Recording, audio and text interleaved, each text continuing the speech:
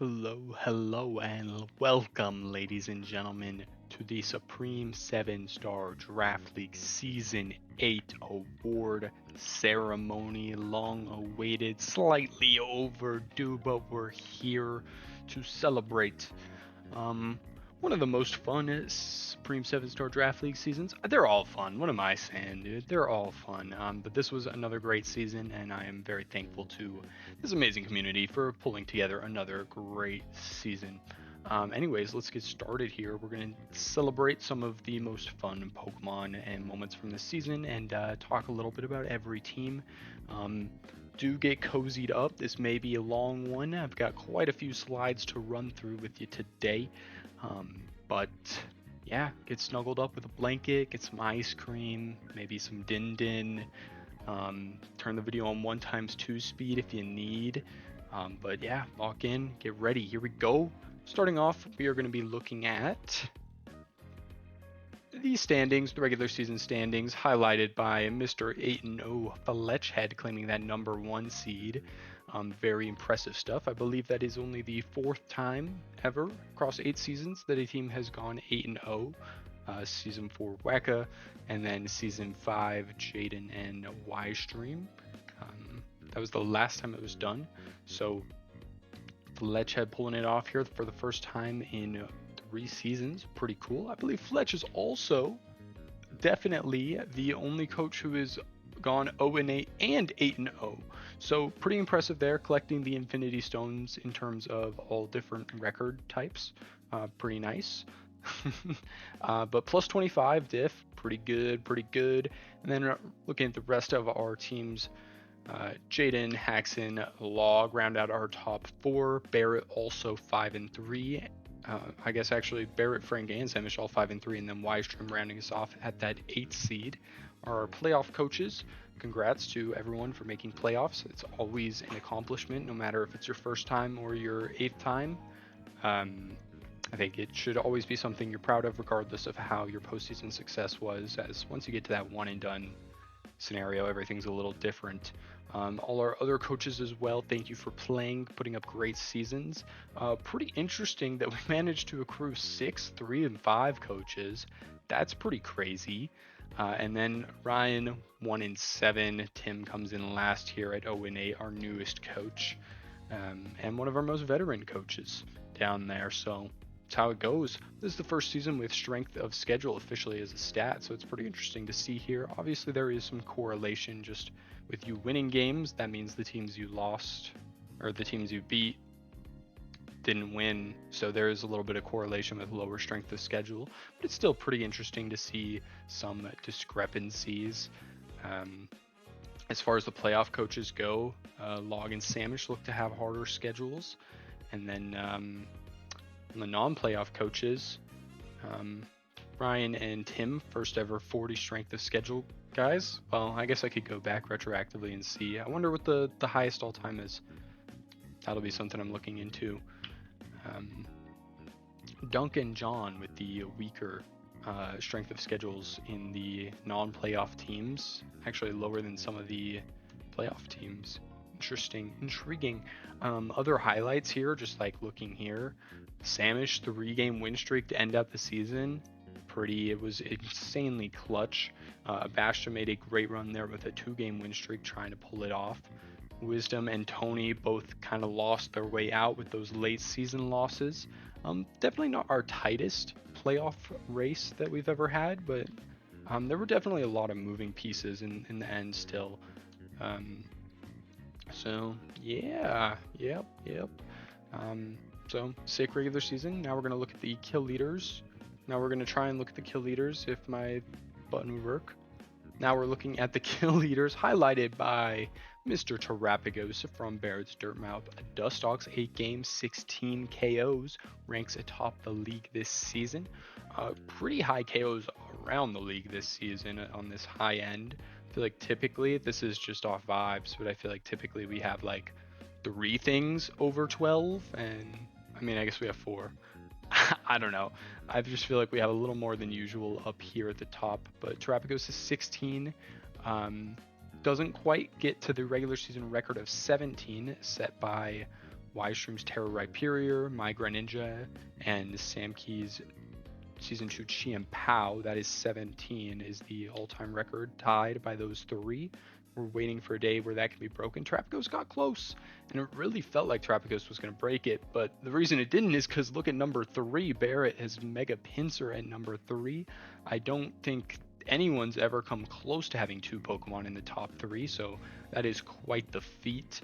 And before we move on from Terrapagos 2, 1492 direct damage is the most ever in a regular season, breaking Chickadee's Archaludon's record from Season 3, which was like 1460, something like that, 1455. So that's pretty bonkers in its own right, too. Not to mention Pinsir nearly got to 1,000. Frank's Tapu Koko snuck up to number 2. I feel like it was kind of hovering around the top 20 all season, and then I feel like I just checked at the end of the season. It was like, whoa, he's up there, 15. That's a lot of KOs. And had some pretty impressive games late in the season, helping their team go 5-3. But great season from Tapu Koko this season at 7 Finals MVP, continuing its dominance, building quite the legacy as of late. And then, of course, we just talked about Mega Pinsir making its return to form. I believe last time it played was Season 3 in Monotype, and quite a dominant season there. And then McGriddleso, first new Mega to pop up here, number 4 with Mega Greninja, 8 games, 13 KOs. And then I managed to put together Tapu Lele, Mega Feraligatr, and Sneasler all in the top 8. Don't know if that's ever been done before, but that was pretty fun. That was a fun little 3 10-plus KO Pokemon thing for me. It felt like Sneasler really contained the early part of the season for me. It was huge in the early. Lele was more middle of the season. Feraligatr was pretty constant. Feraligatr was great almost every week. So that was pretty fun. And then King Gambit from Tony, huge season, former LVP popping up here in the top 10 of the kill leaderboards. And then Meowscarada and Ferrothorn, 2 grass types, round out our top 10, followed by 2 ghost types from the 8-0 Montreal Malignants, Dragapult and Chandelure. And then we got the other guys below that. You can take a look-see. Only other things I think worth mentioning. Thug Bugmare Heracross at 9, and then Kyurem Black, sneaky good season, 9-7, 1256 damage, from a Pokemon that I feel like is almost always underperforming. Pretty good season. And then Mega Crab and Mega Frostlass, also 2 new Megas, both ice types there actually, find themselves to 8 KOs. So pretty interesting statistically. And then how many Pokemon we have joining the 1,000 damage club? Kyurem Black, Sneasler, Tapu Lele, Tapu Koko, and Terrapagos. So pretty neat. Like to see that. Always like paying attention to the 1,000 damage club for some reason, my arbitrary number. Anyways, next it's time to get into one of my favorite parts, the all SSSDL teams. Well, starting with the all defensive teams. For those new around here, this was the attempt by the voters to put together the 12 best defensive Pokemon from this season. Defense including not only ability to sponge hits, make a difference in terms of walling up on Pokemon, but also the utility they bring, the pivoting into important offensive threats, the setting screens, the setting hazards, the passive damage, everything that you consider not directly offensive, I think, is a factor defensively here. And I definitely tried to keep in mind not just the Pokemon's reputation, but how they actually performed.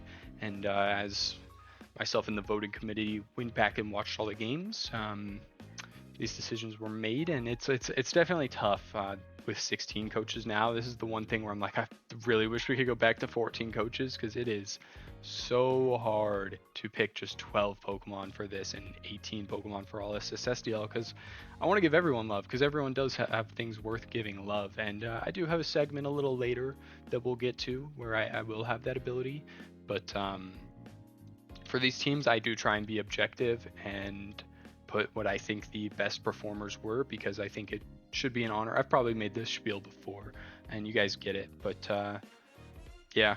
And then another reminder, just that none of the Pokemon are in order of any kind inside the team, so no spoilers there. But the only distinctions are first team versus second team versus third team. Those are the cutoffs. Taking a look here at all SSSDL defensive first team, we have Slowbro from Samish's Pony Pollen Puffs, Ferrothorn from Log's Liverpool Pokemon Club, Galarian Slowking from Frank's Golden State Glow Kings, Vaporeon from Haxon's Dark Continent Decidueyes, Rotom from Fletchhead's Montreal Magnets, and Celesteela from Jaden's Pearl City Pincurchins. Yeah, only 2 repeat, I guess, awardees, or I don't know, returners. returners.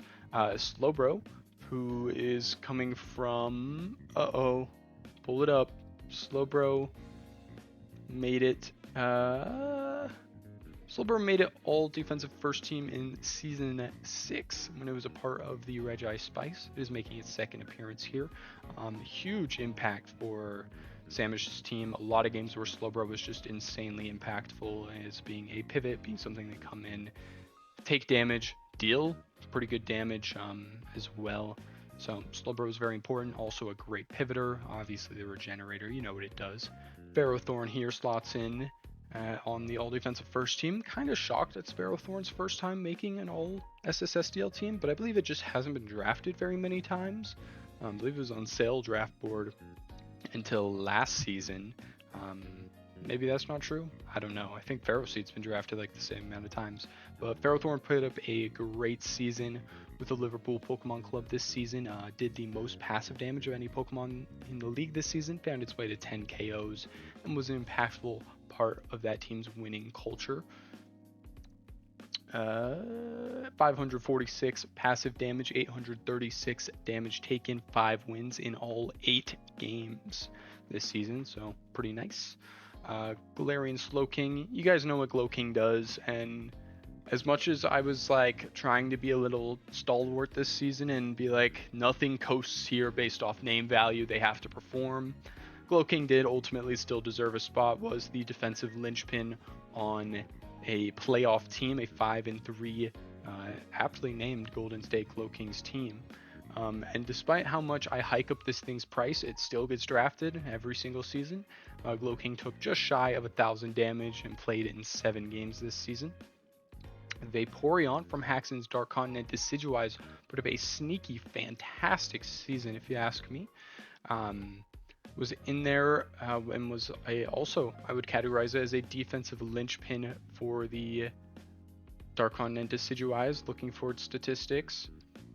Can't find them. Oh, that's because Haxon had the #1 overall pick. 6 games, 882 damage taken. Obviously had that one big game where it pulled off all 6 of its KOs for the season. But it was very impactful in a lot of games this season and found its way here. Great season by Vaporeon. Kind of surprised it's also its first time making it, but maybe not in the same way. And I actually feel the same way about our next one, Rotom. Feels like a Pokemon that's drafted every single season and is kind of an important defensive piece to most teams. But here, it is aptly being Fletch's nominee for all defensive first team. Played in 7 games for the most winning team in the league this season and had the most damage taken on the team.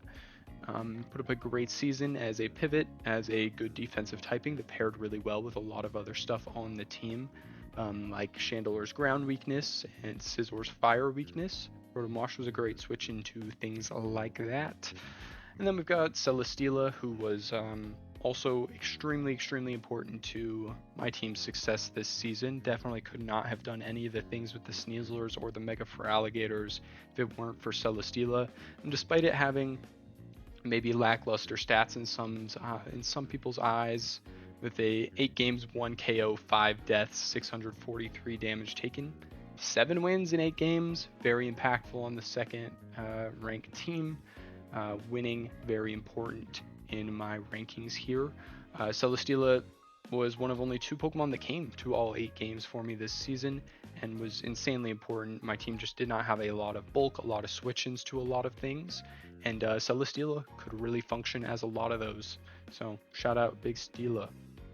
Moving on to the second team, we've got Milotic from Abash's Hearthome Hunters, Alamamula from Wise Dreams Aussie Arcanines, Fezandipity from Wisdom's Atlanta Braviaries, Skarmory from Dunkachino's St. John Simipores, Gliscor from Logs Liverpool Pokemon Club, and Galarian Wheezing from Haxon's Dark Continent Decidueyes. Starting off, Melodic. While the Hearthome Hunters didn't make the playoffs this season, I think Melodic had a few great performances in the 6 games it played, just shy of 1,000 damage taken, and did tie for the most wins on the team with 3 in just those 6 games. So had the best winning percentage, kind of. Not really, that's a lie. But of any Pokemon that played 6 or more games on his team, that's a way to put it. But that's cherry picking stats. But Melodic had some great performances, was in there to sponge hits, did some passive damage, did some pivoting. Great season. Alamamola, one of those things where I was like, taking a close look at you. You're not going to coast on my list based off name value.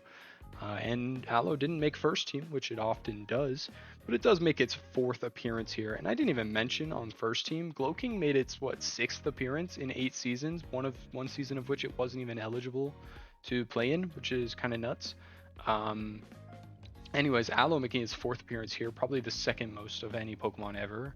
It's got to be like, the top ones have to be Pecharunt, who did not make it this season, Pecharunt, Aloe, and Glowking, I would guess in that order. But Aloe does find its way to the 4th appearance on all defensive team. Had a season just shy of 1,000 damage taken, 3 wins in 6 games.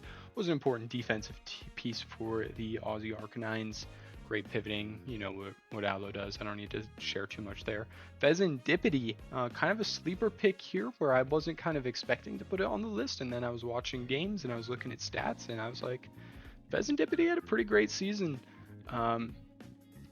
For Wisdom, it took over 1,000 damage, was only one of a few Pokemon in the entire league to do that. Came to 6 games, put up the devil stat line of 6 games, 6 kills, 6 deaths, 605 direct damage.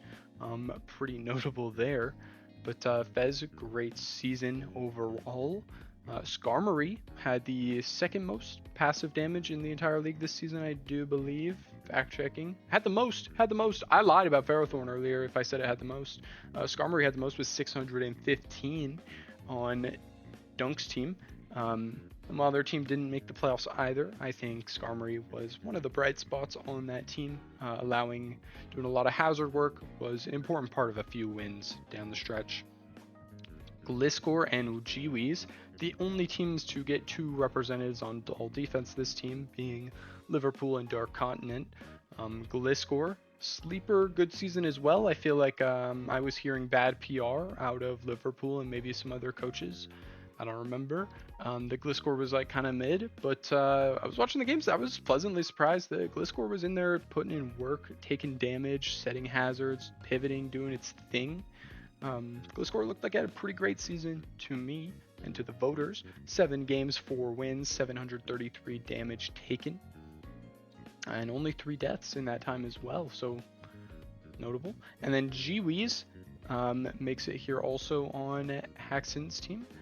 Giwis, 7 games played, a nice little 489 damage taken, 5 wins. Giwis, great performance, finds itself here. Surprised, all these Pokemon are making their first defensive appearance. I feel like all of these Pokemon, I feel like are kind of Pokemon you'd expect to see here. Nothing like too crazy, but none of them have made an appearance before, so pretty cool. Love seeing that. Love seeing how teams have evolved to be a little bit different. I guess maybe with less like species dupes in the league, it allows more spots for these and no other things, so that's neat. And then moving on, we've got all SSSDL. So this was an attempt to put together the 18 strongest performing regular seasons from season 8. We will have a take a look here at all SSSDL first team. We've got Tapu Koko from Frank's Golden State Glowkings, Mega Feraligatr from Jaden's Pearl City Pink Urchins, Terapagos from Barrett's Dirtmouth Dustox, Mega Pinsir from Barrett's Dirtmouth Dustox, Dragapult from Fletchhead's Montreal Malignants, and Ferrothorn from Logs Liverpool Pokemon Club. Coco, Terapagos, and Pult making their third, second, and third appearance respectively. And then we've got 3 Pokemon making their first ever All-Access SDL appearance. Coco, like we talked about earlier, we already talked about a lot of these Pokemon, but Coco had a great season. 15 KOs, a sneaky performance. 15 KOs ties it for 7th most ever in a SSSDL regular season, and is the most Frank has ever put up, and is by far the most Coco has ever put up. So great season there. Pretty interesting on a team that didn't even have any electric terrain synergy really. Coco was still able to be dominant. No matter how much I hike up that guy's price, 21 points, still great. Mega Feraligatr, while it didn't have the most KOs on my team, I would definitely vouch it was the best Pokemon on my team in the regular season. Obviously had a great postseason as well, but I think the regular season, it was absolutely still my best Pokemon in terms of how I could play around with it and how it allowed me to win games. Having enough bulk was important on my frail team to let it set up and win games. Also a strong priority user. Terapagos, we've already talked about pretty thoroughly, and we may talk about it a little more. We'll see what it's nominated for, but 16 KOs finds itself here on first team. Mega Pinsir also in that top 3, a lot of KOs. And then Dragapult from Fletchhead's team. Well, it had the least amount of KOs of any Pokemon here on the first team, which was 9 KOs, 1 death. Did have 8 wins in 8 games played, the only Pokemon in the league to do such a thing, and I can't imagine there are a lot of Pokemon to do that in SSSDL history, honestly. I'm going to see what that is. I'm researching mid-moment. Okay, yes, there are only 6 Pokemon who have ever done that. Weirdeer, Vigoroth, and Persian from my Season 5 team. Fletch, Dragapult from this season, then Wackahat, Zeraor, and Thundy. Nope, that's Torn. Torn T do that in Season 4. So, one of the first Pokemon to ever do that. So I think that's pretty impressive, as well as with the great differential there. 9-1 is very impressive. One of the better Dragapult seasons in SSSDL history. I think it's been putting together a couple of great seasons, but it definitely had a slow start to its SSSDL tenure. Ferrothorn finds itself here in its first truly dominant season. Racked up the 2nd most passive damage in the league, 10 KOs, just 2 deaths I believe, and a lot of wins. So important part of that team finds itself here on All-Access SDL first team. Moving on to the second team, we've got Mega Chandelure from Fletchhead's Montreal Malignants, Iron Treads from Hax's Dark Continent Decidueyes, Meowscarada from Samish's Pony Pollen Puffs, Mega Greninja from McGurles's Bronx Bombers, Tapu Lele from Jaden's Pearl City Pink Urchins, and Sneasler as well from the Pearl City Pink Urchins. All these Pokemon put together great seasons. We got 2 new Megas making a debut. The only returner here is Meowscarada. Meowscarada has made 3 All-SSSDL teams in a row. Had never made one until Season 6, and then it has made one in 6, 7, and 8. So that is pretty great. Mega Shandy had the same amount of KOs as Big Pult, I believe. Or did it have one less? Did it have 8? Am I lying? Guys, I think I'm lying. No, it had 9. It was 9-2. 776 damage from a debut season from the new Mega. Pretty cool. Treads was an important utility player on the number 3 seeded Dark Continent Decidueyes, and that team was very well rounded, but I think Treads stood out to the voting base as a very important part of that team, both offensively, utilitarianly, and defensively. Kind of a very balanced performance and pretty good stats overall lands it there. Meowscarada, I believe, found itself racking up a good amount of KOs this season and helped Samish make the playoffs for the first ever time. And yes, Mega Greninja, first season ever, 13 KOs, pretty great. And while it didn't quite have the winning stats to find itself up to the first team, 3 wins in 8 games played, still a season to be proud of regardless, with 934% damage. And then Lele and Sneasler, the 2nd and 3rd All-SSSDL performers for Pearl City. Lele with 12 KOs and the second most direct damage in the entire league this season. Sneasler with 11 KOs and also over 1100 direct damage, fourth in the league this season. Kieran Black sneaks in between them. But great seasons from both of them as well. Sneasler a debut season. And then Lele has had some good and bad seasons, but does find itself here on second team and very deserving of it. And then moving on to the third team, we've got King Gambit from Tony's Toronto Toucannons, Kieran Black from Abash's Hearthhome Haunters, Zeraora from Logs Liverpool Pokemon Club, Mega Frostlass from Wise Streams Aussie Arcanines, Chiyu from Dunkachino's, St. John, Simi Pores, and Zapdos. From John's Edmonton Emolgas rounds us out here.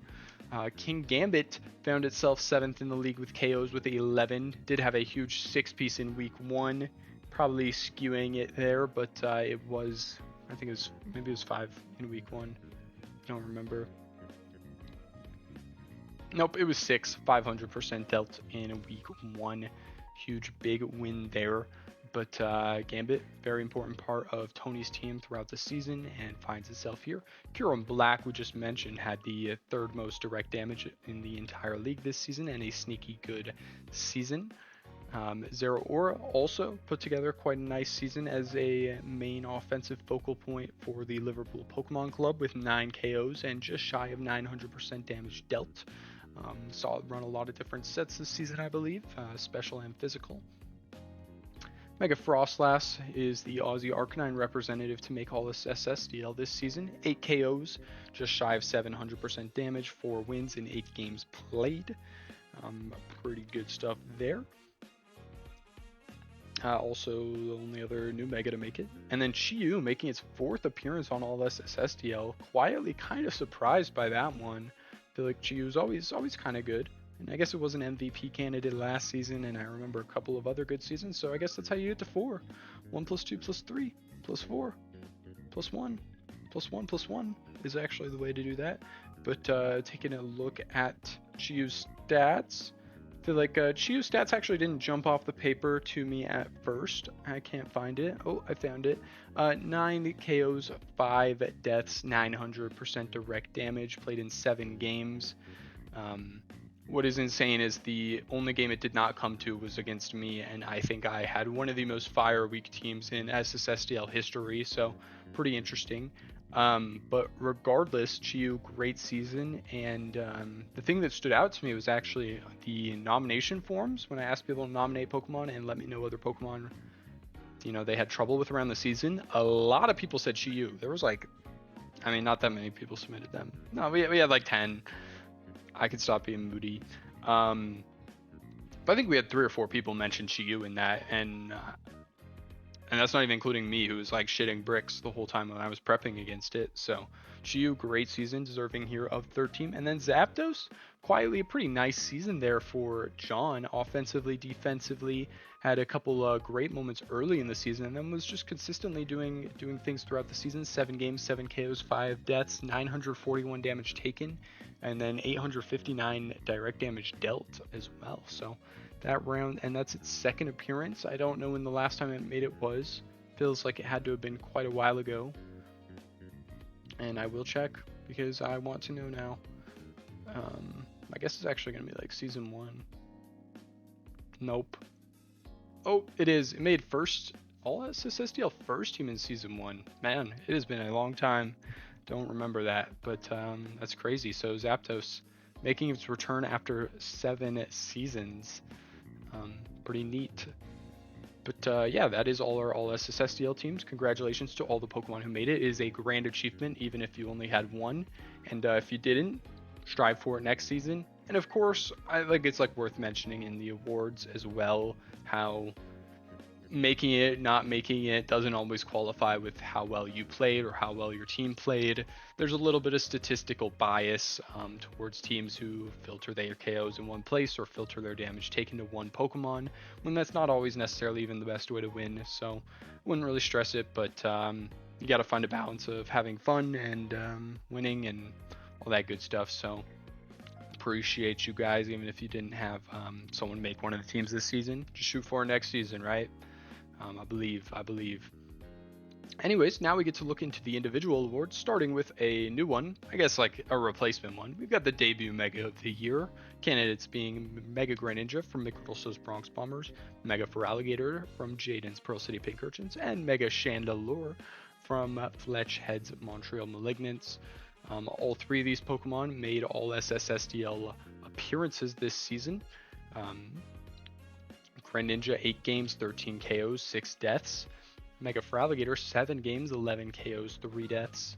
And Mega Chandelure 6 games, 9 KOs, and 2 deaths. And that big 100% win rate. Definitely all deserving appearances here. It was very fun seeing the new Megas. We're gonna keep this award for next season as well, likely too, since we will have new Megas as well as the ones that didn't get drafted. Those will all be eligible for it next season. But the winner for this season's debut Mega of the Year will be Mega Feraligatr.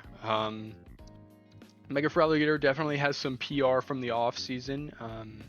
Absolutely, but the voters were asked to only consider regular season when doing this, and it was definitely hard to choose between Mega Feraligatr and Mega Greninja and Shandy. I mean, they all had fantastic seasons, but Gator was, once again, I think the most important member of the second seeded team, which is very important. Had a lot of wins, kind of a balance between Shandy and Gren as well as far as winning and statistical dominance goes, and as far as team importance goes. So Mega Gator, great season, and I gotta shout out my boy as well, just for he was a little bit of a last minute pick. There were a lot of other Megas that I wanted, and no one went for Mega Gator, and eventually I settled on it because I'd used Dracovish before and I liked Dracovish, and I was like, well, it's kind of similar. And Mega Feraligatr vastly outseeded. Is outseeded a word? It should be. It outseeded my expectations significantly. I kind of expected it to be a Pokemon that came to 5 games. I honestly thought I was going to use this as a flip turn bot. That's what I thought. But it turns out Aqua Jet is pretty good, even when you have Psychic Terrain. So shout out Mega Gator for being that guy. You should definitely test him out if you have to. It was hard to get a good picture of this guy because he looks so stupid, but this art was cool. Shout out them. Moving on to our next award. We've got Least Valuable Pokemon of the Year, the big LVP. Always a fun one to look for, unless you are one of the nominees. But like, come on, just like take some joy and whimsy in it, right? It's kind of fun. We've got Ting Lu from McGriddle's Bronx Bombers. We've got Roaring Moon from Wisdom's Atlanta Braviaries. And we've got Goldengo from Tim's Tim and the Guys. All making appearances here, all kind of for different reasons. Like, these feel like these are 3 different, like, schools of thought. Like, almost in, like, how you look at LVP. So this was, like, a hard choice. This was probably the hardest LVP I've ever had to decide. I will make the case for all of them. And it starts with Ting Luthen, who, despite taking a lot of damage, didn't really take that much more than you would expect from a Pokemon with 6 deaths. Yeah, it just didn't really take more damage than you would expect for a Pokemon with 6 deaths, so that's kind of how it ends up here. It didn't really do that much, only 1 KO. I mean, 6 games is good, but Ting Lu's kind of a Pokemon you kind of expect to slot to a lot of games, do a lot, and it only managed to win 1 game in that time, and that was the main thing that convinced me to nominate it here for LVP, which was that McGriddle also went 3 and 5, and if Ting Lu only had 1 win, that means he won both the games that Ting Lu did not come to. So when your high tier is not contributing to winning, it's pretty notable, and that does segue us into Roaring Moon, who, I mean, this has got to be like one of the all-time most like point to game played D values that we've had in SSSDL history. I mean, Roaring Moon, like a 17 pointer, 2 games played, and I mean, it makes sense looking at Wisdom's team breakdown. Has a Mega Drampa, I believe he had another Dark type, and And so, I mean, there is a lot of overlap there, but Moon's a good Pokemon at times. And I was like, oh, this was a free agency pickup. There was so many transactions this season. No, I went back and checked. Roaring Moon was on the team week 1, so pretty crazy. Just 2 games played, 1 KO, 2 deaths. Not even any real great performances in either of those games, and I guess that's why coach decided not to bring it to any of the future games. They'd get a win in there, I guess, so 50% win rate's worth something, right? And then we've got Goldengo. 8 games played, 2 KOs, 8 deaths, 244 direct damage, 806 taken, 0 wins, 0 win percentage. It is pretty standard for the 16 seed to get a Pokemon nominated for this award, so that's just kind of how it goes. But Dengo, definitely a high tier underperformer this season. Yeah, nothing too crazy here. That's a lot of damage, but not more than you'd expect on the Taken side, I guess. Did come to all the games, so Coach Tim did think it was worth bringing, but only 2 KOs is definitely a little bit rough. And then obviously not helping the team win very much. So this, like I said, was a very hard one to decide. Do you go with the Pokemon on the losing most team? Do you go with the high tier that just wasn't even able to be brought to games? Pheasantipity was being slotted over every week? Or do you bring the defensive Pokemon that didn't really show up in winning in any viewable way? Hard to choose. I think all 3 have a valid case. But ultimately, the votes came in, they tallied up, and the loser or the winner of LVP will be, it's going to be Goldengo from Tim Jones, Tim and the guys. So congrats, Tim, on your first ever award. It will be memorialized forever. Goldengo picks up the Iron Leaves Classic trophy. Almost a season as bad as Iron Leaves. Not really, actually. That Leaf season was bad. But actually, the main thing that cemented this for me was I had to think back to the sleep talk incident. And for those who aren't aware, there was a game against the Blue Fishes. Tim was going against the Blue Fishes. Actually had the game beyond locked up. Tim did not have a switch into Aiden's last Pokemon, Raikou.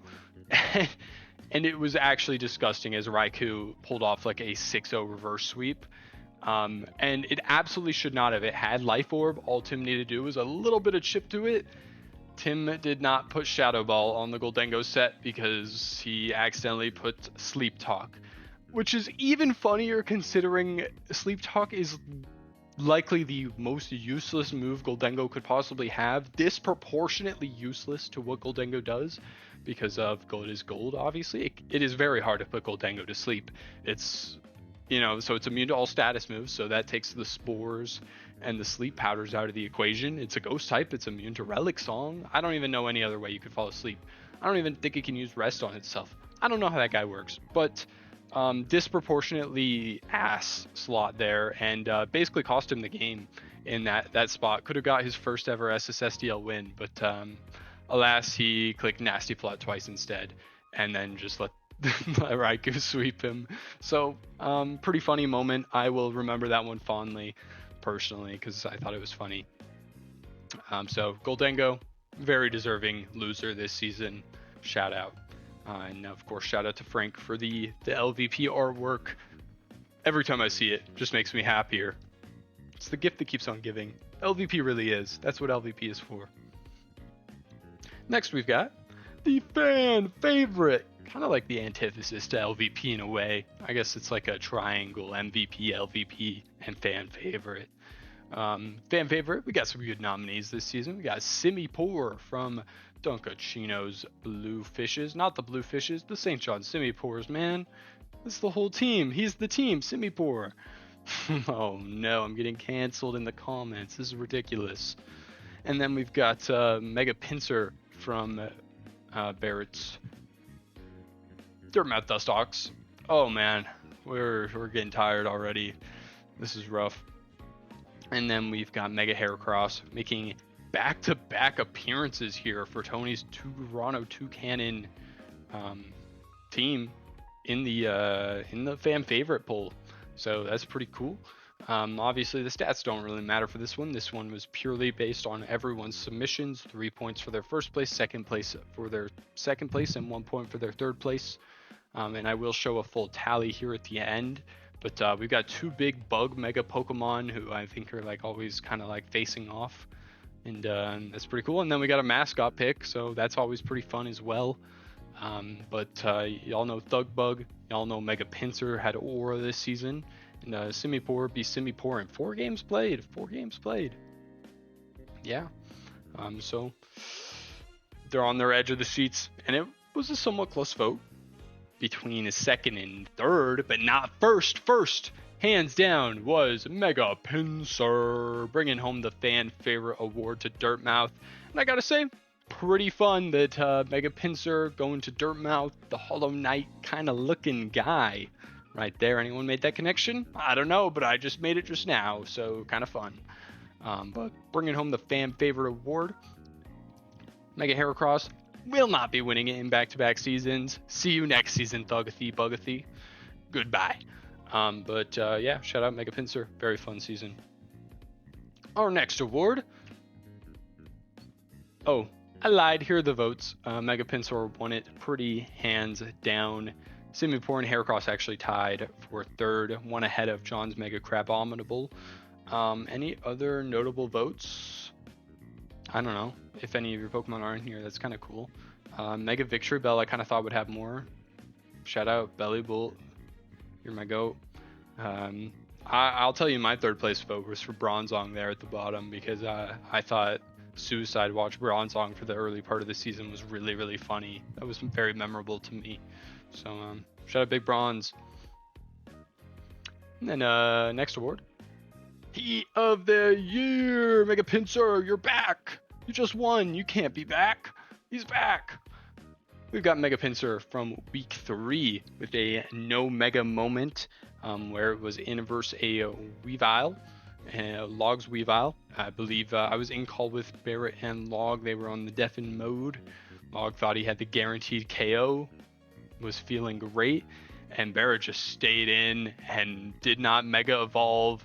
Ate the hit, took like 80%, and returned back with a big fat stinky KO, and helped secure a huge win. Completely shifted momentum for this season. It was a great game. Dragapult in week 2 also came out with the heaters, man. Disabled, I believe this was Haxon's Tornadus Therian, and then forced it to struggle when it clicked Phantom Force, and I believe that is the first time I have ever seen struggle clicked in SSSDL, so that was pretty monumental in its own right. Pretty cool tech. And then we got Mr. Mime Galar, actually a former, is this true? Mr. Mime Galar? Or was it Mr. Rhyme? I think it was Mr. Rhyme. I believe was the season 1 or 2 Heat of the Year. Season 2 it would have had to have been when it was on Phoenix's squad. Running not too dissimilar of a set, but that was weakness policy. This one was just straight Eviolite, Calm Mind, Barrier, and then it also had Ice Body off of Galoking's Chilly Reception, which I just thought was worth noting because I thought that was kind of cool. Good little synergy, good little, I don't know, Frank was cooking there. There was something neat. Not to mention you get the defense boost from being Ice type. And Mr. Mime was able to take out like 2 important Pokemon in that fight. This was first John. It was able to take out like Mega Crab and Blaziken. So pretty cool. That was week 6. But yeah, who will the winner be? Hard one to decide. Definitely it was a hard one to decide. The winner does have to go to Mega Pinsir, bringing it back. Here it is on the right. Zeraora switches out off of Volt Switch into Weavile. Pinsir comes in, just eats the Ice Spinner, returns back with a close combat. I feel like it's not that flashy, but oh man, that moment had so much aura. That moment had so much. It was so fire. But it definitely hard not to give it to Dragapult here. Dragapult did some great stuff. I mean, I put the Pinsir set here, and I mean, that's certainly an EV spread. Don't see that every day. The rocks it put up later too, I think, were somewhat important if I remember right.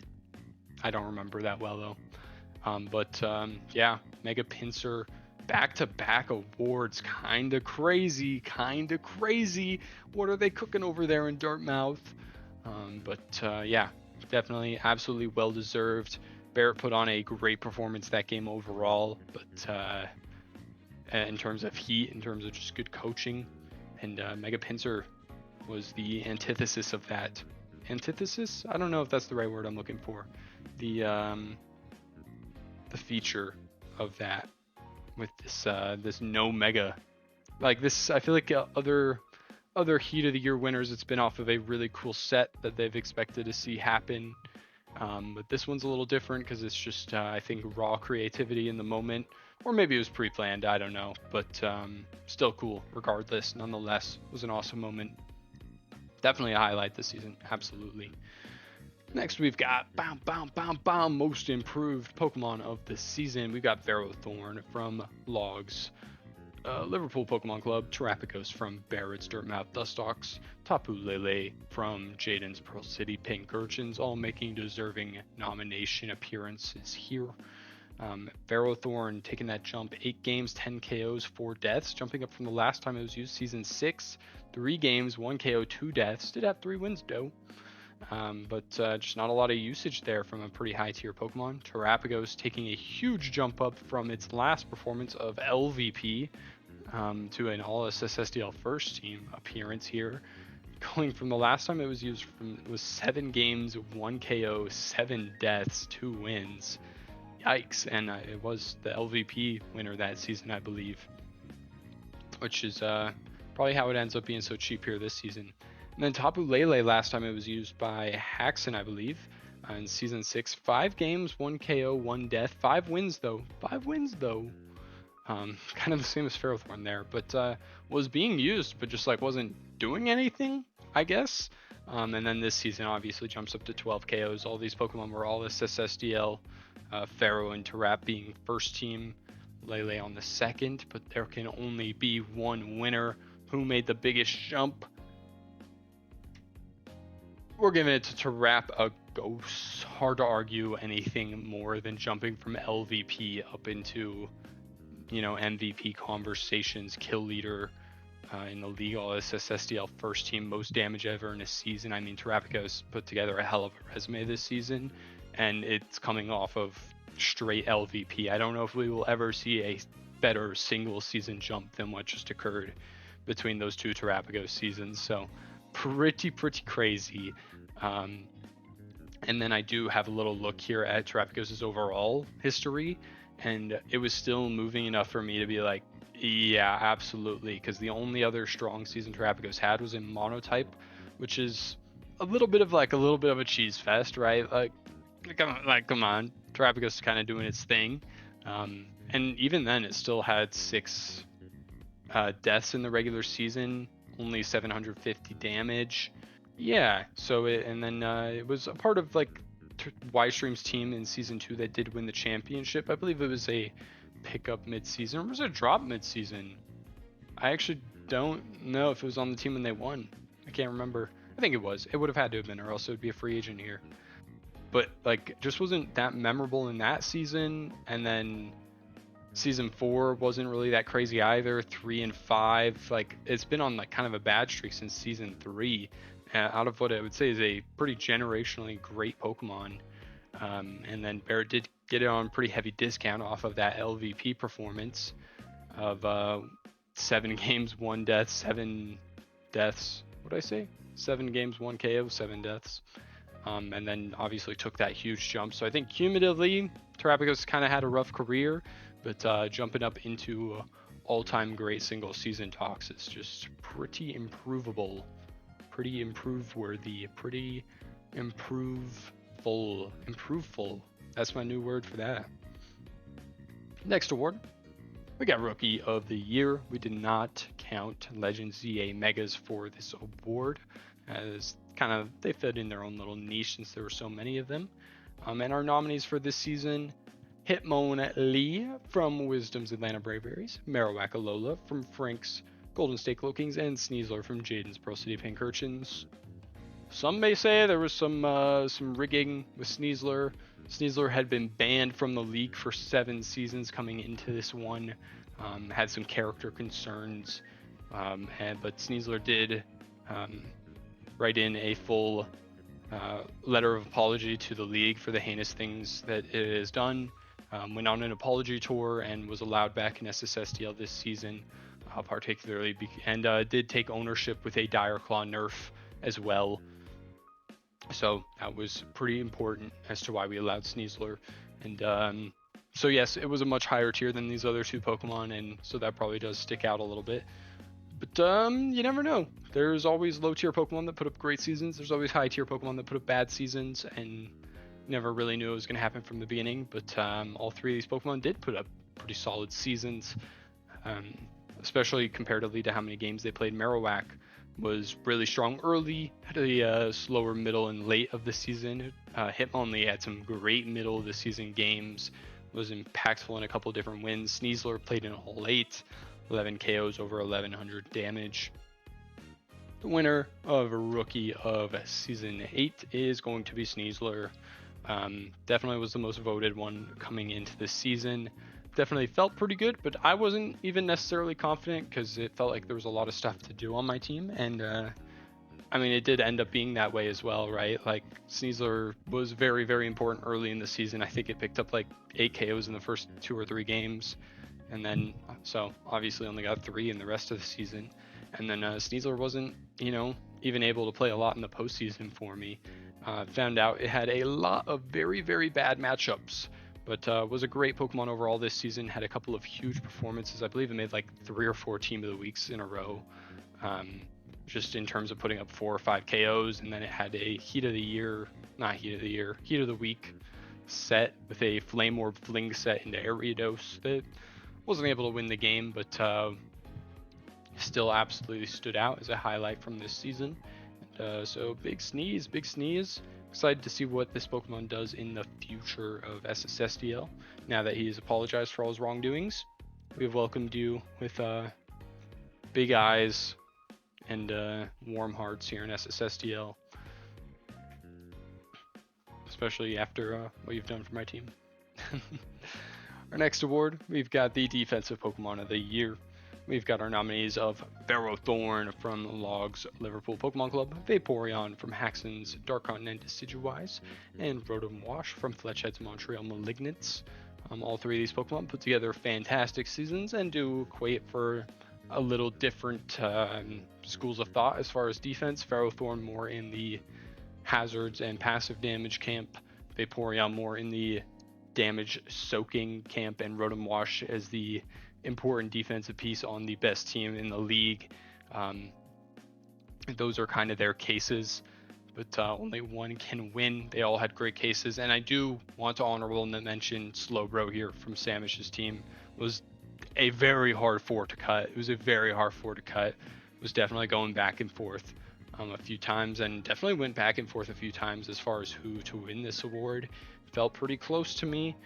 Definitely not a hands down one. I think any of these do have a very real case to win the award, whether you value the winning and the connectivity, if you value the statistics, the damage taken, if you value that passive damage per death even on Vaporeon.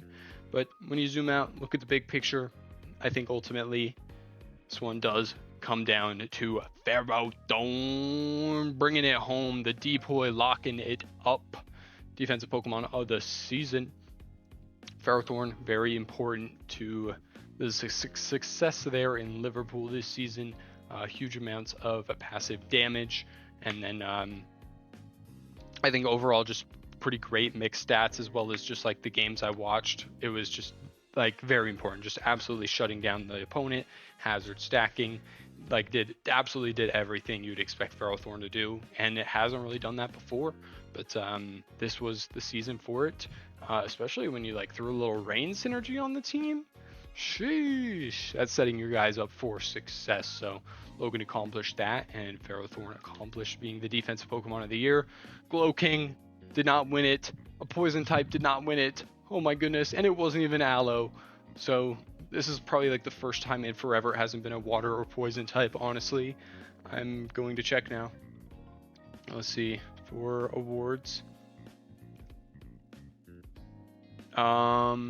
Okay, so Glowking won it the past 2 seasons. Terra Vigoroth won it season 5, but like that hardly counts, especially because it's Terra. and then 2 aloes. A Florges is the last time a regular season non-poison to actually just straight up non-aloe Glow King. I don't know. I thought Petron had one. My bad. But Ferrothorn, great season, deserving, goes down in the books. That leads us to our next award, Coach of the Year. And when I say, oh, this one was so hard to pick nominees for, this one was so tough. I feel like some awards were chalk. This one was not chalk. This award was not. And definitely hard to pick the nominees. There were, multiple great candidates, some who did not get to be listed here, and I'll give them their praise absolutely today as well. But our nominees for Coach of the Year for Season 8 are Samish of the Pony Pollen Puffs, Fletchhead of the Montreal Malignants, and Barrett of the Dirtmouth Dust Dogs. Actually going to start right to left on this one. I told Barrett I was revoking his Coach of the Year nominee because I knew he was nominated for a lot of other awards. And then I thought about it, and I was like, I'm going to stick to my guns. If I'm being objective, Barrett absolutely deserves a slot here. Not to, go over some things we've already gone over, but, Terapagos and Mega Pinsir in the top 3 KOs, extremely impressive. 5-3, plus 10, great record. Barrett has put up 3 great seasons in a row of SSSDL playoff performances, and put up another one this season, and I think that's worth being recognized. Not to mention, I think, put together multiple games with just very intelligent game plans, and I thought that was absolutely worth mentioning. Like we mentioned with Heat of the Year earlier, the way that was able to be pulled off, absolutely worth mentioning. So shout out Barrett. Fletchhead, gotta nominate the 8-0 coach, right? Fletch put together a great, well-balanced, dominant season. Going back and watching those games, it didn't even feel like any of those games were close. Barrett had close games, Samish had close games, I had a lot of close games. Fletch was just washing people in the regular season, doing different things every time too. I think that's extremely notable. Terapagos was doing its thing, or Mega Pinsir was doing its thing, or for my team, Sneasler was doing its thing, or Gator was doing its thing. I feel like Fletch just had just such a variety of things going on, either just winning by 1,000 cuts in some matchups, or Shandy just chilling, doing its thing. Dragapult cleaning up things. Nidoking was doing great. Scizor had a pop-off game. It was just it felt like every game something new was happening, and Fletch orchestrated a great game plan to make that happen. And then Sam also gets the nomination here. First time making SSSDL playoffs, put up a nice 5-3 season, and like I mentioned earlier, that late season running the last couple weeks to make that push to playoffs, extremely impressive. And I do think worth mentioning, took an 0-6 loss in week 1, and it's not often you see a coach who takes an 0-6 loss, 1, make the playoffs, 2, not get demoralized early enough, and 3, make that push, make the changes to their team, and play well. I believe Sam mentioned that Tinkaton was a huge part of that late season push, but absolutely, they played great. I watched a lot of those games. They just played great in those games. They put together good game plans as well. Meowscarada, big part of that team, but yeah, I'm just rambling. But all 3 of these coaches, great seasons, absolutely all deserving of their nomination, absolutely could all be deserving of winning a Coach of the Year award. And then I think it's also worth mentioning Frank, who did make playoffs last season, but proving some consistency here, putting up another great season, 5-3. The late season slide kind of helped me make my decision, but it was definitely hard, and Frank put up a great season and put together some great moments as well. So definitely worth mentioning, absolutely, especially with the early season dominance. But yeah, so extremely hard to decide this Coach of the Year. Last season's was also hard to decide. So, I love to see it. I love to see everyone flourishing when they can. And so it's happy. I'm happy to recognize that where I can. But Coach of the Year, it's gotta, right? Fletch Head. Mr. Head putting up the big 8-0 dominant season, able to win Coach of the Year here, absolutely. And like I said, just dominance throughout the season is, I mean, that's basically all you can ask from Coach of the Year, not to mention strong heat-worthy sets throughout the year, like we mentioned with the Dragapult. Had a depoy contender, had multiple SSDLs. Like, Fletch kind of covered all the bases this season, and I think it's just a very impressively put together season. So absolutely deserving of this one, Fletch. Thank you for putting this one together. We might not have Fletch next season, but when you're back, we'll be waiting for you, Coach of the Year. And then that leads us to our final regular season award, the MVP, Most Valuable Pokemon. And we've got our 3 nominees here: Tapu Koko from Frank's Golden State Glokings, Dragapult from Fletchhead's Montreal Malignants, and Terapagos from Barrett's Durmouth Dustogs, all making their cases here for MVP. Very prestigious seasons. All 3 played all 8 games. Terapagos, obviously the statistical outlier here, with 16 KOs, 1400 damage, 5 wins. But Coco definitely just feels like it did a little of all the same thing. Had less deaths taken, and so that's worth mentioning. And then Dragapult, a little bit of a different school of thought than the other 2, where it was the most important Pokemon on the most winning team. The Coach of the Year's team had a Heat of the Year contender set. Dragapult did great things for a great team, so that's why all these guys are here for the MVP. And the winner will be, I mean, it's gotta be, right? Big Terapagos. Congratulations, Barrett, on winning the MVP this season with Terapagos' 16 KOs and most direct damage in league history. Pretty great, and I'm glad to celebrate that here as well, especially coming off the LVP season. I mean, that's quite the storyline, absolutely.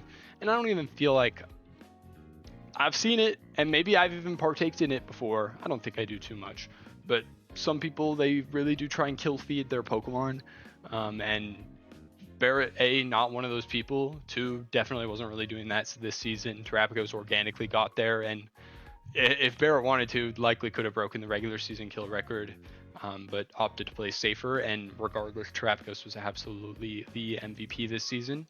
And you know what? You know what I think backs that up? Their postseason ended when Terapagos did not come in the semifinals. So rock out with your guys, maybe. No, I don't know. Maybe it didn't make sense. But Terapagos absolutely putting together one of the best seasons in SSSDL history. Where does it rank among all MVPs? I don't know. That would be a fun little thought experiment. But yeah, we've talked about Terapagos a lot this video. As much as I'd love to give the MVP more time, I feel like I've said literally everything I can possibly think about saying about Terapagos at this point. So yeah, that's all I got there. Moving on, we've got the preseason pick'ems to run through, and then I'm just going to talk about each team as well. I kind of need to see how long I've been recording for really quick though, because like it's kind of bedtime, but we'll power through. We'll do some more chit chats. I'm going to drink some water first though. Moving on to the preseason pick'ems and overall team summaries. Starting off with the first overall pick, Haxon in the Dark Continent Decidueye had an over-under of 4.5 wins coming into this season. Snuck past that with 5 this season. Had a side bet for defensive immunity procs. I don't really know what I was cooking with that one, and clearly it wasn't really that good of a line. Gotta say, my lines were not great this season. Had a couple okay ones, had a lot of bad ones. But I believe this was kind of like Mega Delphox has Levitate, Treads has Steel type, Ground type, Thundy has Flying type, Vaporeon has Water Absorb, Weezing, Ground immunity, Dragon immunity, Obstagoon has Psychic, Ghost immunity, Dusclops normal immunity, Kangaskhan. Literally every Pokemon on Hax's team actually had a immunity, but only twice was a move used that procced the immune thing. I actually think Haxon did more to the opponents as I was counting them every time. I was like, oh my gosh. But yeah, so the 64% of people who said over got it wrong. But majority of people do get the over-under there right on the wins. I gotta go through these faster. Like, I don't know what I'm yapping about, talking about every single Pokemon there. Just kidding, we're talking about every single Pokemon. Just kind of a quick little team highlight as we look at the team sheets for every team here. But Mega Delphox, definitely a season worth mentioning. Could have been a All-SSSDL performer in another lifetime. Bolt was someone who was mentioned on at least one nomination form for other teams' Pokemon. Kangaskhan had some great early game play. Obscune was huge in week 1. Terrakion, 7 games played. Haxon loves a little Terrakion. Back-to-back seasons, I think, right? Or maybe that was seasons. And then Vaporeon, Depoy contender. And Torrentine, only 3 games. One of its worst seasons, and only 1 win in that time as well. Loki could have been an LVP contender. I don't know if you can have an LVP contender on the 3 seed. But 6-2, just kind of a great season there from Haxon. Haxon's slowly building up quite the resume here in SSSDL. Unfortunately, did come out with that first round playoff loss. But you're playing against the MVP, Coach of the Year nominee. Definitely not a fun first round matchup, absolutely. Next team we got here, Fletchhead. I mean, we've already talked about Fletch, Coach of the Year. Had an over-under of 2.5 wins. Most people felt confident on the over. Smashed the over with 8 wins. Had a side bet of Ghost-type KOs. Both those Pokemon made all SSSDL with Mega Shandy and Dragapult. So that 18 KOs absolutely hits. And taking a look here at the team. We've already talked about a few of them in detail, but like I mentioned, I feel like a lot of Pokemon got a lot of different plays. Scizor 7-1, like sneaky amazing. Hatterene 4-4-3 also had some like pretty good games late in the season. I didn't even know there was a Hatterene on this team until I was watching games back for the season. Miltank, I feel like I was talking about with someone and Miltank was pretty great. Crobat had some great moments. Fangoro came to 3 games. I don't even remember that. But shout out to them. But of course the 8-0 coach curse continues with the first round exit to Samish for Fletch. Definitely will be somewhat memorable here as we've never had an 8-0 coach even make it to finals. I believe season 4 Waka went out in semifinals against, it's been a long time. Y-Stream maybe? Or was it Logan? I don't know. I think it would have had to have been Y-Stream. Yeah, that sounds right to me. And then season 5, Y-Stream goes out in the first round to Phoenix's Ampharos. And then I go in semifinals to Haxon. And so this is the 4th time ever, and it's a first round exit. Yeah, pretty crazy how that works. So as much as I was hyping Fletch up for being dominant all regular season, did not extend to the postseason. But like I said, even earlier than that, postseason's just hard. Absolutely. So yeah, shout out Fletch though. Great season. Great season. Second playoff appearance. Fletch had so all over the place, man. Like you made finals, and then you've got an 8-0 season, then you got an 0-8 season. I think you got a 1-7 season in there too, man. You're all over the place. But that's kind of why you're my GOAT. Yeah, not a single 1-0 win this season. All 2, 3, 4, 5. No 6s though. And then a close loss there as well, worth mentioning. Tim and the guys playing their debut SSSDL season. Always like to have a rookie in here.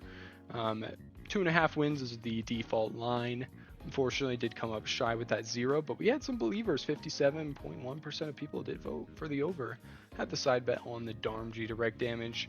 Darmg did not have a great season. Actually, don't even know how it's possible for Darmanitan to have less than 300% damage in 7 games. Don't know what you did there, Tim. Genuinely impressive in a way. But wouldn't really sweat the 0 wins. Absolutely room for improvement. But hope to have you hang around here, and yeah, we'll see what you got next season. Maybe no sleep talks. Okay, I gotta let that one go. Our next, and I guess look at the team, man. We're gonna look at the team. Feeney had the most damage taken, I believe, in the entire league. Don't think that was necessarily all positive. But and actually, okay, I've been giving Tim a hard time. Tim's awesome. What I do want to say, I played a lot of games this season, like me. I played a lot of games this season. I played 3 postseason games, finals. I think my closest game all season was that week 5 game against Tim. Or another way of putting it, that was the game I deserved to lose the most by far. I played poorly, got myself into a bad spot. Tim set up Tapu Fini. I believe I said while I was playing the game, because I always talk out loud. I'm a big talker out louder guy. I said, Tapu Fini's such a bum. Why is this a high tier Pokemon? And then it just set up on me, and I nearly lost if I was not able to PP stall it. And why I say I deserve to lose is because I wasn't even trying to PP stall it. I wasn't even paying attention. I thought Draining Kiss was going to have another 40 PP, and I was just cooked. So, got kind of lucky that it ran out of PP and then didn't have another move. So, definitely worth mentioning. And then Tim also gave Abastia a run for money there in week 7. And a couple other close games against Sam. Should have won the game against Dunk. Did take the 2 0-6 losses to Tony and Barrett, but you got to start somewhere, right? So next season, I'm expecting great things from you, Tim. I'm expecting great things. And then we've got, and also actually worth mentioning, Mega Medicham, probably the most positive performer here on the team, over 1,000 damage done. Almost 1,000 damage taken. There was a lot of Drain Punch bulk upsets, if I remember right. So pretty nifty. It's kind of fun that was the second most damage taken on the team. That's a lot of damage taken across the whole team. Where does... Okay, I gave you your praise, Tim. I do gotta check one more thing. Where does this rank among the 0-8 seasons? Individual coach seasons, losses, regular season losses, Sword Seed A. So there have been 2 other 0-8 seasons. Fletch had season 5, minus 20. And then the Yurpert record will stay strong. Tim, you do not have the worst season ever. Season 1 Yurpert 0-8, negative 28. So, no worries there. Okay, and moving on, we've got John and the Edmonton Emolgas. Okay, this one's kind of funny, guys. We've kind of got John, on the ropes here, dude. Over under 3 wins. 85.7% of people voted for 3 wins. John hits. Feel bad for those lamos who said over. I was one of them. Oops. John's side bet was for Trick Room's use and Sticky Web set from Vikavolt, and then Bronzong Trick Rooms with his little Mega Crab team. And John hit the over comfortably. Quick 5 piece on that. Most people did hit the over, so shout out John. Shout out John as always. John, been a prestigious coach, has played in all 8 seasons thus far. We may be losing him for next season though. But a little bit of a mixed bag here this season. Didn't quite make playoffs. I had high hopes for this team, but not everyone can make playoffs. That's just how it goes. It's a highly competitive league. Definitely standouts. Zygarde was the first time it was ever being drafted. 4-1-4 was almost an LVP nominee, especially the fact that none of them were wins. Definitely could have been, but it was a rookie, so I let it slide. Mega Crab was close to being in that fan favorite poll, as well as putting up a very sneaky, nice little season in the 5 games it played. Primarina did some great things in the game it played. Bronzong was on Suicide Watch early this season. It was pretty funny. Blaziken didn't quite have the bounce back it wanted to have after an LVP caliber season. Did it win? Was it Blaziken or was it Greninja? I don't know. But Zapdos I think was a highlight here, and that's why I made all this SSDL. But John wasn't quite able to sneak into playoffs this season, but he's been there before. He'll be there again. We'll see you soon.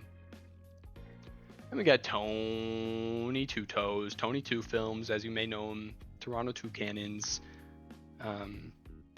Over under 2.5 wins. Does sneak in a little 3 piece this season. Tony, how many wins did you have last season? Where's the improvement? 1-7 last season, so big improvement. Absolutely. 3 wins is an accomplishment in SSSDL, I do believe. And then we did have the side bet for Thugathy, Bugathy, and the big over smashed on this one. And then taking a look at the team. Also a little bit of a mixed bag. Team that could have made playoffs, but had an unfortunate week 8 and then the week 7 slide as well. Yeah, kind of just that back half of the season. The 5-0 loss to Y-Stream, pretty notable there as well. Latios kind of put up a stinker season. Heatran didn't put up as stinkery of a season as it looks. It had some nice little defensive performances. Enam, King Gambit, hell yeah. Nice little season from Inteleon. Jolteon Magneton didn't get a lot of use, and Mega Heracross was in there. Tony uses his guys. Had some interesting sets with the Cresselia too. Wasn't able to quite make it pop, but definitely could have swung some games if things turned out a little different. Absolutely could have. Then we got Samish. We've already talked about Sam as they were a Coach of the Year nominee, but their over-under was 2.5 as they didn't have that great of a season last season. But they were able to, most people were big believers, 85.7% of people gave the over, and Sam-ish delivered. We did have the side bet for Mega Victory Bell innards out damage. This was a bad line. I'm not going to lie. In hindsight, I was like, Mega Victory Bell is going to kill like 4 Pokemon doing this. That was a bad line. That was a bad line by me. In fairness, new Pokemon, semi-new mechanic. But, oops, my bad. Under only did 86% innards out damage. Taking a look at the team, very fun team. I think will be somewhat memorable. Valiant didn't really put up that crazy of a season, 4 and 5 from one of the SSL Steel greats, all-time greats.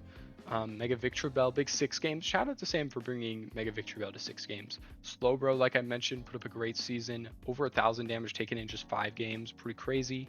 Look at the consistent usage of all the Pokemon. Minimum of 3 games played for every single Pokemon. And actually, after just that Hitmontop, everything has 5. And I believe that is not including there being postseason changes. Not postseason, mid-season transactions.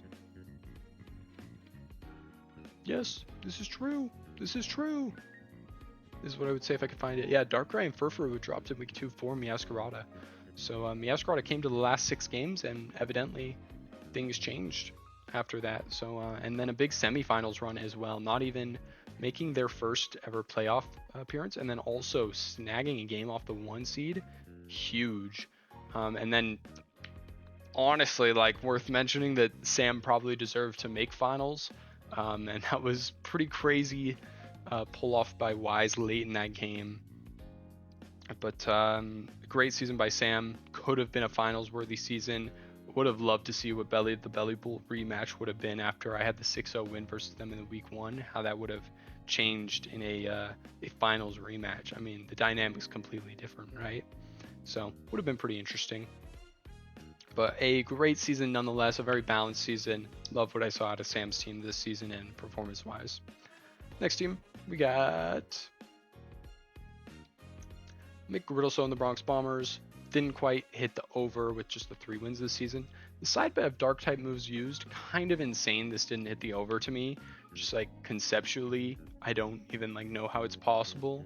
This team had, just as a reminder, as far as Dark types, had Mega Greninja, Tinglu, and Mandibuzz, which is like over 40 points. Yeah, that's 46 points invested in Dark types on the team alone, which is like insane.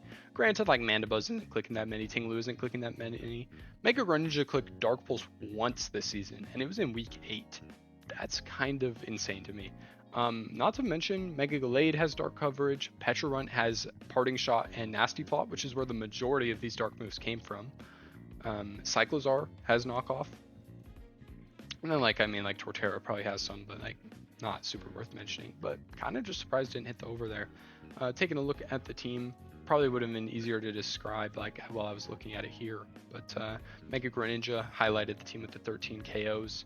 And Tinglu, kind of a low light. Mega Gallade, 1 game played. Kind of just a weird situation. It's kind of hard to use when you have Mega Greninja. So it was an interesting theory to see the double Mega, how that worked. But something tells me McGrid won't be running that one back in the future. I don't know. But yeah. Torterra, quiet little, nice little season there at the bottom. Had a couple of good games. just worth mentioning. Torterra was another nice little bright spot. Petron was a hard leave off of all defensive teams. Still put up pretty good numbers, but and in 8 games, so it was close. It was one of the close omissions for sure. And then we've got Wisdom in the Braviaries. 2.5 line hits the OVA. This was the best side bet, actually, except for maybe one other, but the side bet was pretty good. Total unique moves used by Mew. Always a very fun one to go count. And I was counting these. It was kind of hype. It was like 11 had been used going into week 8. And then week 8 was against me. Turn 1, Mew uses Overheat into my Celesteela. That is a unique move. And that hit the over, and that was the only move Mew used differently that game. Also worth noting that gravity that was clicked for like no reason in like week 5 was also relevant for hitting that over. Taking a look at the team. Yeah, definitely an interesting team synergy. Mew, the only Pokemon to come to all 8. Wisdom was using his Pokemon though. Prinplup coming to 3 games, kind of insane. Archeop's coming to 2 games, kind of insane. But pretty cool. Hitmonlee had a standout season. Ceruledge had some great sets throughout the season. Roaring Moon, LVP contender. Mega Drampa just didn't get a lot of action. Kind of hard to use with a Ursaluna and a Roaring Moon though. Ogerpon did come to a lot of games, didn't really shine though. Fez was definitely a bright spot. Ursaluna was a bright spot. And I think Ceruledge and Hitmonlee were bright spots. So there were bright spots to this team. Absolutely. Next we got Aiden in his return to SSSDL Dunkachino. Didn't quite hit the over of 4 wins. Didn't hit the over on the side bet either, and this one was kind of a disingenuous one because Mega Beedrill.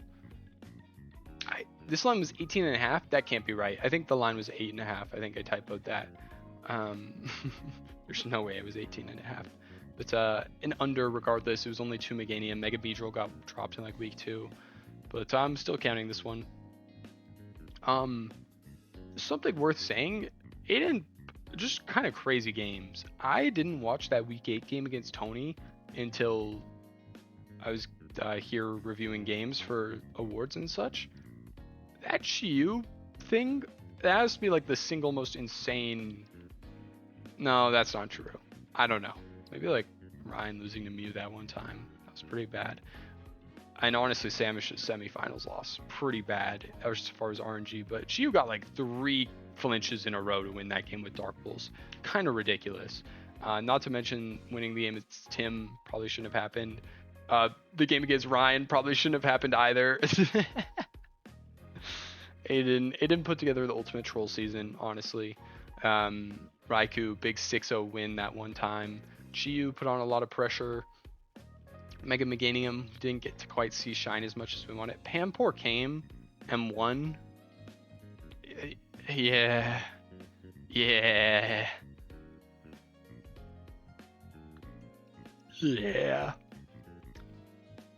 Next we've got Barrett, MVP winner, Coach of the Year nominee. Was not being believed on the 4.5 line, but did in fact hit that over. Barrett did request this side bet of 0.6 amount of losses after having 2 last season.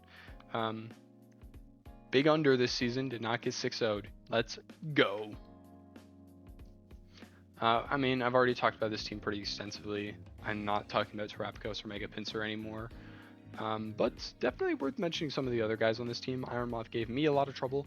Corviknight was good, and I kind of like off rip thought Corviknight was going to be on the all SSSDL defensive team. But despite 5 wins, 8 games, pretty solid stats, it didn't do a lot in the games I watched, which was every game. It didn't do a lot, and I just noticed the verses I put in, they have commas instead of periods. But it just didn't do a lot. A lot of games where it just didn't even hit the field, and like, yeah, it applies pressure and prep, but we're not going that speculative for things like awards. Like that's for the analytics guys. So Corp didn't quite make it. Gudra had an awesome moment this season with Infestation. Regieleki gave me some trouble despite not having the most statistically dominant season. Hoopa also gave me a lot of trouble. Tapu Bulu also pretty cool to see come to 2 games. Primeape had some cool sets as well. Final Gambit in the playoffs, big part of that round 1 victory. Cool stuff here from Barrett. Next, we've got Frank and the Golden State Glow Kings. Over under of 3.5 wins. Hit that over. Big believers. Also, side bet. This was a bad line by me. 2.5 for Marowak, Buffalon, and Mr. Mime. What was I thinking? I guess I was thinking just that they didn't come to any games since the team was so top heavy, but they did. They came to a lot. Marowak beat this in week 1. Had 3 KOs in week 1. Yeah, Mr. Mime came to 4, Buffalon to 3, Marowak to 5. Arch is the one who didn't get play. Mega Chestnut's the one who didn't get play. So, pretty interesting. Lando used a couple of really cool sets this season. Samurott was in consideration for all his SSDL defensively because of the passive damage taken, wins games. Was one of the very, very hard cuts to make. Absolutely. Great season here from Frank. Back-to-back playoff appearances. So shout out Frank for that. Then we got Ryan, 5.5 line. And Big Believers puts up the all-time stinker. I mean, I won't harp on it too much, Ryan. I might harp on it. We'll see. We did cancel out the side bet for Doug Trino Arena Trap KOs because it was dropped in like week 2. It only played like 1 game and just like instantly died. Taking a look here, not a lot of bright spots on the team this season. And to be fair, Ryan got hoed in a lot of these games. Probably more than I even remember, but a lot of these games Ryan probably deserved to do a little better than this team's performance showed. But hell of a stinker, 1-7. My God, dude. Yeah, not really a lot going on here. Mega Floette, we did have some PR come back, and we did find 2 more KOs in the aggregate that had not been accounted for. It did not win a single game this season. Stinky from a very highly anticipated Pokemon. Honestly, a very highly anticipated team. This team looks great to me. I don't know what was wrong. I think Tangrowth and Fortress are kind of bad synergy, but other than that, like, I feel like pretty solid. And like, Ryan, you're the Victini guy. 3 games, 1 KO. What are we doing? Naga has consistently been like a curse to anyone who's used it. I'm so glad I dropped it. And then Urshifu did okay. Gligar was notable. Was in consideration for an all-defensive team. Definitely had a couple good games. Primarily that week 8 game. Naganadel, low-key, I wanted to make in a LVP candidate, even though its stats aren't that bad. Draco missing, not picking up KOs. Like, there were just a couple of very, very bad moments for Naga this season. Yeah, Naga's like cursed. I don't know. One day maybe we'll see the Ultra Beast that's typically banned like do something productive. We might have to allow Nasty Fall down that guy. I don't know. He's just so crap. I'll just lower him to like 14 points. Guys, I ran out of water. My throat is getting scratchy. It's pretty late. I'm gonna finish this out kind of sloppily. My phone's dead. So bear with me. We'll have some voice cracks. Not an all-time great recap here, and we've been going for quite a while. But gotta finish it out. Hour and a half. My God. Y-Stream's team didn't quite hit the over on 5.5, which is a very tough line to hit. But we had some believers. 4 wins. Definitely an up and down regular season for Wise, but of course made the finals run. So definitely worth congratulating. Mega Frostlass did not hit any freezes this season with Blizzard. Kind of would have thought I would. I think I counted it with Wise and had like 7 opportunities to. Never hit it. Overall, very scary team in ways, but also very flawed team in ways. One of the most Rocks Weeks teams I've ever seen, with some of the worst removal I've ever seen from an SSSDL team. Silval being the only defogger, and then having Scolipede, Jugulis, Frostlass, and then I'm going to qualify Aloe as a Rocks Week Pokemon too. Pretty insane that this team made finals. But at the same time, like, a strong team. Like, I don't know. Like I said, I think it's a strong team, but a flawed team. And I think ultimately Ystream piloted it quite well throughout. So big ups, big wise dog. I go. Garchomp, nice little season. Jug, nice little season. Very mixed, like statistically. Melmetal was a scary Pokemon, but it only came to 4 games. So pretty interesting. Ebastia just came shy of the 3.5 line. We did have a fun little side bet of amount of times one of his Pokemons gets 3 or more KOs. Happened 3 times. So we were able to get there. That one was an over, kind of a surprise over. I don't know why, it just feels like a hard one to get. Notable things here, Mega Excadrill, like stinker, right? Like won 3 games as a team, and then Drill missed 2 games, and both those games were wins. I thought Drill was going to be like insane. I priced it very highly. Maybe I was wrong, so we'll probably kick it down a little bit next season. Curon Black, like we've already talked about, pretty great season. Melodic, great season as well. Sylveon had some good moments in its 3 games. Lucha had some solid moments. Rillaboom, honestly, like +4. Best stiff on the team. 3 wins in 5 games. Nice. Meowstic 3 games was kind of in there cooking too when I watched. Shout out my guy Knacklestack. We haven't seen him around in a while. Drapions pretty cool. Porygon's pretty cool. And big late season push. I think worth mentioning here. Started with the 0-4 start. You hate to have that happen, but finishing 3-5 is just about as great as you can hope for. I mean, obviously shy of 4-4, but all things considered, I think something to be proud of to rally back there. Next we've got, oh, that's me. I had a 5.5 line and I hit the over. My side bet was water type Pokemon KOs with Iron Bundle and Mega Feraligatr. Not a single person said under, and I did hit the over. Gator hit the over by itself. Bundle had like 4. Oh, we get to see my stats. I forgot about that. Boom. That's not my team. Well, that's fine. We've already talked about my team enough. Shout out Bellybolt though. Shout out Bellybolt. Shout out the squad. I mean, we'll talk. We'll see him later, man. You know what's coming. And then we got Logan and the Liverpool Pokemon Club. I wonder if his team's going to be on the next one. I guess I can just go back. Had a line of 4.5. A little bit surprisingly low for the 3-time champ. But Logan's always been more of a postseason dominator than a regular season dominator. Has dominated some regular seasons, though. I don't think anyone's beating that diff record from season 4. I was looking back at that earlier. Anyways, side bet got canceled here for Mega Emboar as it was dropped after playing 0 games. So, rest in peace. Yeah, that's Haxon's team. Cool. Go back. A very interesting team, the round 1 Gliscor, and it was made all SSSDL defensive. Zeraora made all SSSDL. Ferrothorn, great season. As we talked about, Florges had a great season. Palafin, kind of a mid-season for Palafin's sake, but like 7-3 is still good. So, yeah, I mean, like, you can't always be popping off. Pelipper, sneaky little 3 games, 2 wins. Ariados gave me some hell once upon a time. Ruined my tech.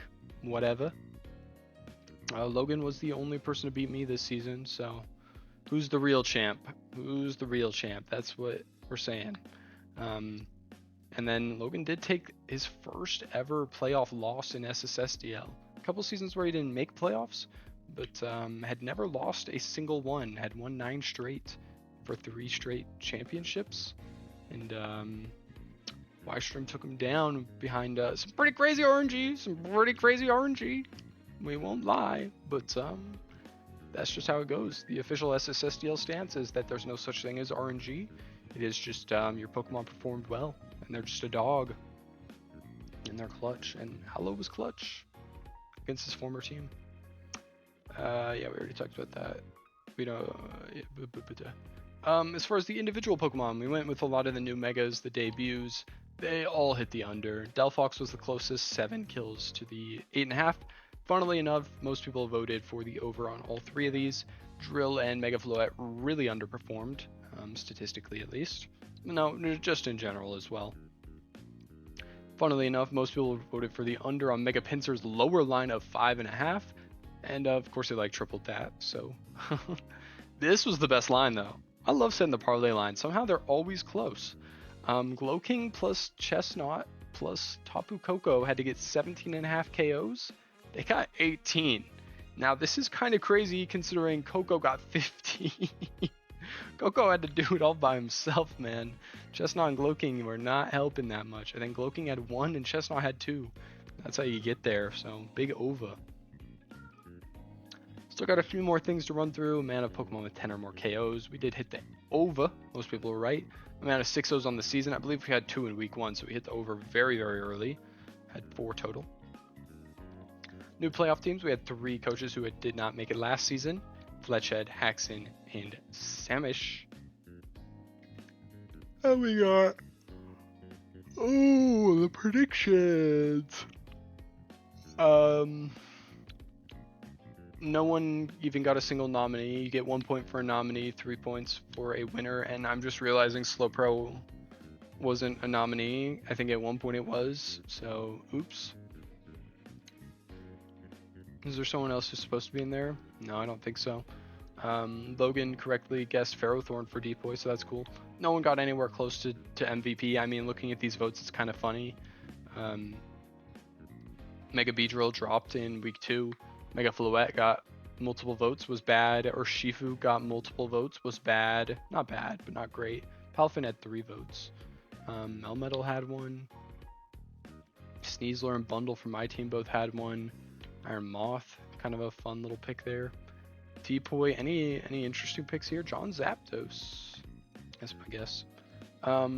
Rookie of the Year, we actually got a lot right. Oh yeah, we already talked about this, but 6 people put in for Sneasler.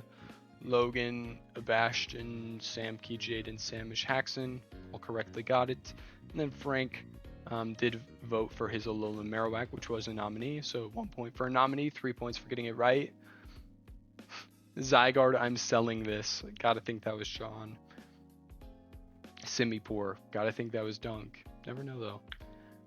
Debut Mega of the Year. This is kind of crazy. No one even got a single one of the nominees. I guess a lot of people put in for Delphox and Drill and Floette. And they just... I'm just kind of surprised there wasn't even a single Greninja. Or Shandy. Yeah. Or for Alligator, I guess, but he was kind of a sleeper all along. So no one gets points there. Coach of the Year. Okay, yeah, start on this top one. Coach of the Year, Abastia types in Fletch making the comeback, and then Fletch goes 8-0. If I wasn't the commissioner, I would say there was some kind of like foul play going on there. That's like crazy. And then 2 people put in Barrett as well. They get a point. Dunk and Sam. And then down here, I gave Sam 4 points for which coach will win Heat of the Year. This question was specifically just asking for the coach. Sam put in Pinsir, and Pinsir did win. I had to go like date verify that this like was a preseason pick. It was like, this is kind of crazy, so I threw up the question marks. I gave Sam 4 points for breaking the rules, I guess. I don't know. Haxon and Barrett also correctly said Barrett, and then 3 or so other people said Fletch and they got a point or something. Yeah. I don't know why there's so many names down there. But the points were probably counted correctly. No one got an LVP. I do think LVP is probably a hard one to predict. We had 3 Mega Medichams, 2 Zygardes, which was nearly a nominee. Dragapult, who was an MVP candidate. Kyurem Black on all SSSDL. It's just how it goes, I guess. Mega Glade could have been in the conversation as well. All defensive ballots. This is the first time we did this, and I will show your little things. Feel free to find yours and read yours. And then this is also a moment of shame for those who did not submit theirs. Take it in. Every single person who submitted one got a point. And I will just give you a spoiler. All SSSDL, this is not the same. Not as many people got points. Shout out to Samke, I guess, for getting it 3 for 3 with Gliscor, Aloe, and Glow King. Not the most inspiring picks, but I didn't really have any either. Aloe, Glow King, Petra Run. hypocrite. But lots of 2 pieces, lots of safe bets. One I do want to point out here, Abastia put in some just like Zapdos, Skarmory, Melodic. Gets 2 correct, and all 3 were like unique picks. So that's pretty cool. Haxon voted for Bellybolt. Shout out to you. Bellybolt didn't make it, only played 4 games, but definitely was like on the short list, but probably like 5 spots off. Yeah, everyone got a point. Moving on to all SSSDL, not as many people got points. Frank, the only person to get 2, correctly getting Sneasler and Coco. Other notable ones, Tony got Mega Pinsir. Ryan got Polt, a couple Polts at the bottom. Abash got Zeraora, kind of a unique pick as well. I got Frostlass, I was the only person to put in for Frostlass. Sam got Sneasler, Fletch got his own Polt. And what do we got? We got playoff predictions. I'm also highlighting Samish here for going 8 for 8. The only person to go 8 for 8 on selecting which coaches made the playoffs. Fletch, the lowest representative to make it. Everyone got at least 1 vote. And then I had the most with 14 out of the 14 responses. Everyone got that correct. 13 people put Logan, got that correct. And so on and so forth. You can pause and read.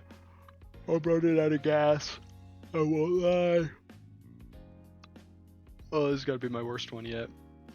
But we got to get the video out. Semis Productions. No one got more than 2 right, I believe. 13 out of 14 put for me. Ding, ding, ding. And then pretty split there on the Y stream. 7. Barrett got 2. No one voted for Sam. Perhaps that will change next season.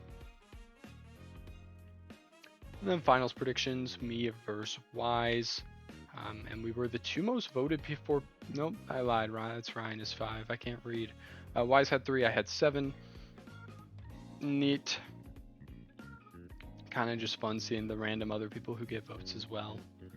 And then for champion prediction, thank you guys for believing in me.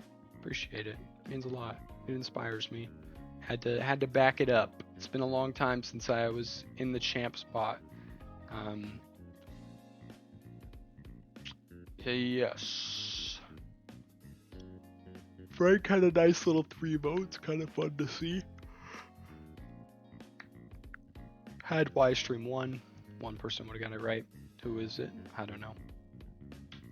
Then oh, the leaderboard. Samish wins 41 points. You will have a point towards your draft budget next season. 41 points. Haxon second. Samke tied for second.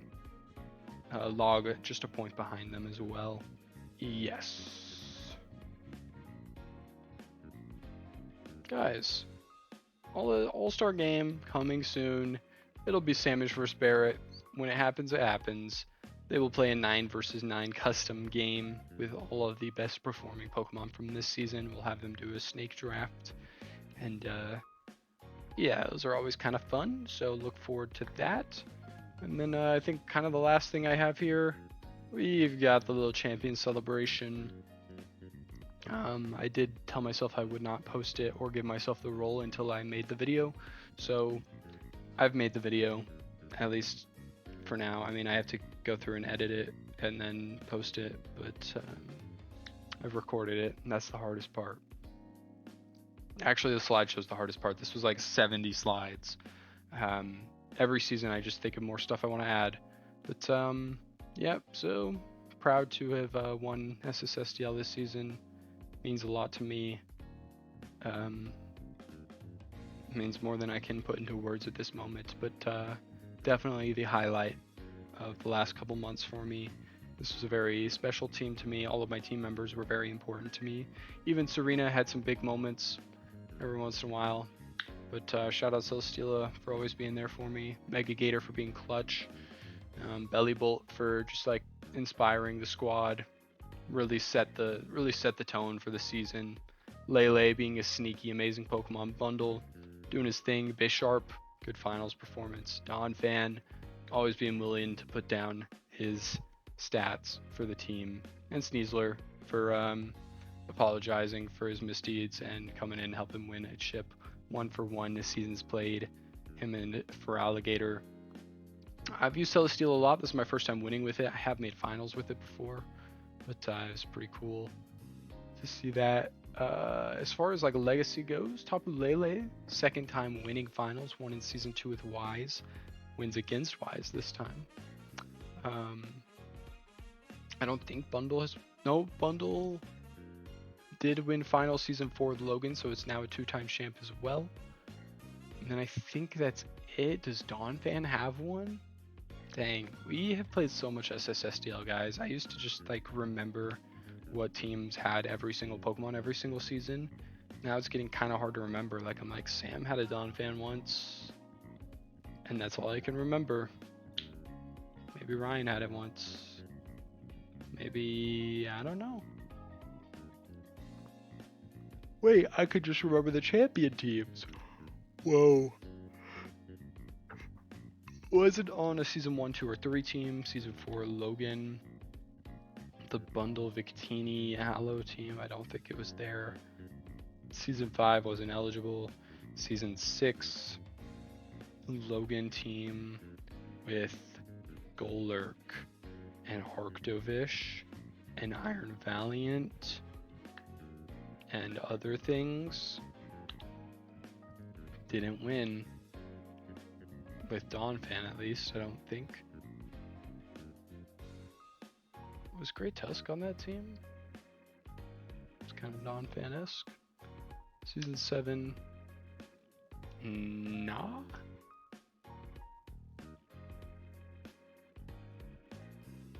Season 7 also Logan. And next control on that team, so maybe not, but it was Gotcha. Anyways, thank you to everyone who watched this video, hung out, chilled out. Hope your ice cream was good. Let me know what thoughts you have on the season. This was a fun one.